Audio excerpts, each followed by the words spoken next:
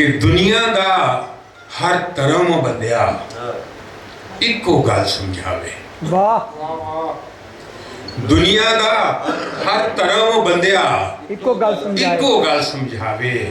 वेखी तेरे पैरों थले किसी का पैर ना आवे। वाह जी वाह वाह वाह वाह वाह जी वाह वाह जी वाह वाह वाह दुनिया का हर धर्म बंदिया इको गल समझावे।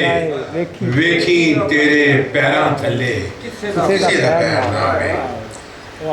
और इस हवाले में एक नज़्म है कि रुख नहीं खांदा अपने फल नू। आहा रुख नहीं खांदा अपने फल अपने फल नू। अपनी छां हेठां नहीं बहंदा। धुप्पां दे विच सड़ के यारो अपनी छां दूजियां नू देंदा। और खूह पींदा नहीं अपना पानी।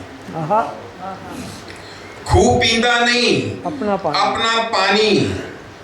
दूजियां नू सैराब है करदा। आहा दीवे थले हनेरा हुंदा। सारे घर विच चानन भरदा। वाह जी वाह वाह जी वाह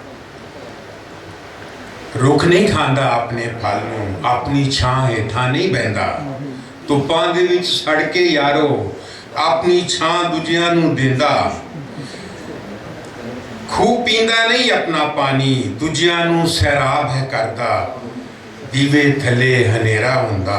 चानन सारे घर विच भरदा। आहा कहन नू मैं वां नायब रब दा सब तो उच्चा सब तो आला।